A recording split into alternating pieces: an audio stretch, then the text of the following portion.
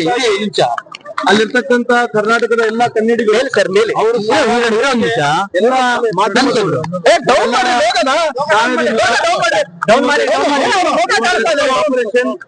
ನಾವು ಬಹುತೇಕ ಸುಮಾರು 95% ಸಕ್ಸಸ್ಫುಲ್ ಆಗಿದೆ ಅಂತ ಈ ಸಂದರ್ಭ ಕೇಳಿ ಇಚ್ಛೆ ಬಯಸ್ತೇನೆ.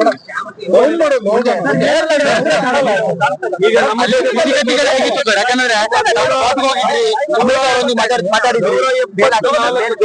ಕನ್ನಡಿಗರನ್ನ ಕರೆತಂದಿದ್ದೇವೆ. ಇನ್ನ ಕೆಲವರು ಜಮ್ಮುನಲ್ಲಿದ್ದಾರೆ, ಕಟ್ರಾದಲ್ಲಿದ್ದಾರೆ. ಅವರಿಗೆ ನಾವು ಮಾರ್ಗದರ್ಶನವನ್ನು ಕೊಟ್ಟಿದ್ದೇವೆ. ಅಲ್ಲಿ ಲೋಕಲ್ ಅಧಿಕಾರಿಗಳ ಚರ್ಚೆ ಮಾಡಿ ಅಲ್ಲಿ ಏನು ಲೋಕಲ್ ಇನ್ಸ್ಟ್ರಕ್ಷನ್ಸ್ ಇರ್ತದೆ ಸೇಫ್ಟಿಯನ್ನ ಗಮನಕ್ಕೆ ತಗೊಂಡು ಅವರಲ್ಲಿಂದ ಅವ್ರ ಪ್ಲಾನ್ ಗಳನ್ನ ಮಾಡ್ಕೊಳ್ಳಿ ಅಂತ ಹೇಳಿದೀವಿ. ಆದ್ರೆ ನಮಗೇನು ಮ್ಯಾಂಡೇಟ್ ಇತ್ತು, ವಿಶೇಷವಾಗಿ ನಾವು ಶ್ರೀನಗರಿಗೆ ಹೋಗ್ಬೇಕು.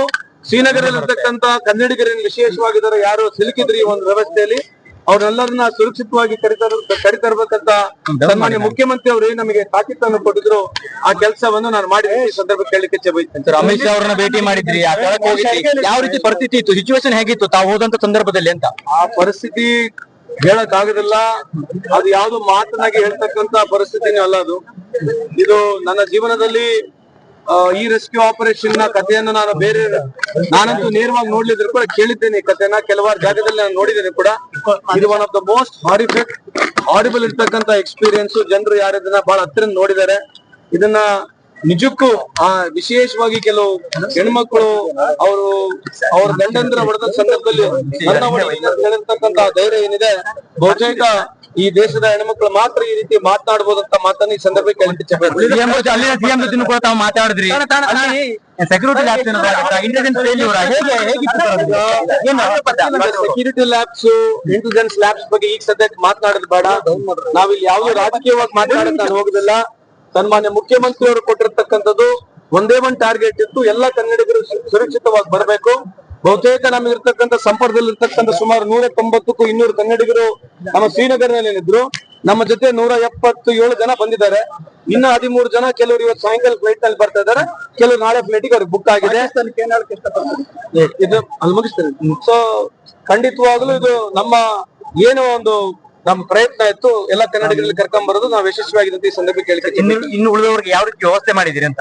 ಅಲ್ಲ, ನಾವು ಅಲ್ಲಿ ಫ್ಲೈಟ್ಸ್ ಬುಕ್ ಆಗಿದೆ, ಅವ್ರು ಸ್ವತಃ ಬುಕ್ ಮಾಡ್ಕೊಂಡಿದ್ದಾರೆ.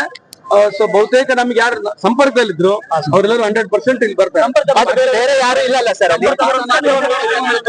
ಪಾಕಿಸ್ತಾನವ್ರಿಗೆ ಈ ಮೂಲಕ ಏನ್ ಹೇಳಕ್ ಇಷ್ಟಪಡ್ತಾರೆ? ಪಾಕಿಸ್ತಾನ ಅವರಿಗೆ ನಾವು ಇಡೀ ಭಾರತ ದೇಶ ಯಾವ ರೀತಿ ಉತ್ತರ ಕೊಡ್ಬೇಕಂತ ಹೇಳಿ ಕೇಂದ್ರ ಸರ್ಕಾರ ಆಗಿರ್ಲಿ, ಇಡೀ ರಾಜ್ಯದ ಇಡೀ ದೇಶದ ಜನರು ಯಾವ ನಿಟ್ಟಿನಲ್ಲಿ ಯೋಚನೆ ಮಾಡ್ತಿದ್ರೆ ಅಂತ ಇಡೀ ದೇಶಕ್ಕೆ ಗೊತ್ತಾಗಿದೆ.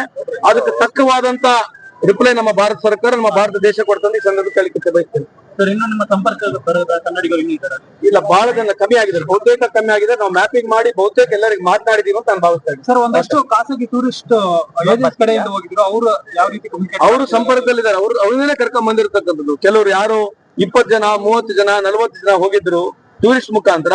ಅವ್ರನ್ನ ಕುಂದಿರಿಸಿಕೊಂಡು ಅವ್ರನ್ನ ಮಾತನಾಡಿಸಿ ನಾವೇ ವೈಯಕ್ತಿಕವಾಗಿ ಪ್ರತಿ ಹೋಟೆಲ್ ಹೋಗಿ ನಾವು ಕರ್ಕೊಂಡ್ ಬಂದಿರ್ತಕ್ಕಂಥ.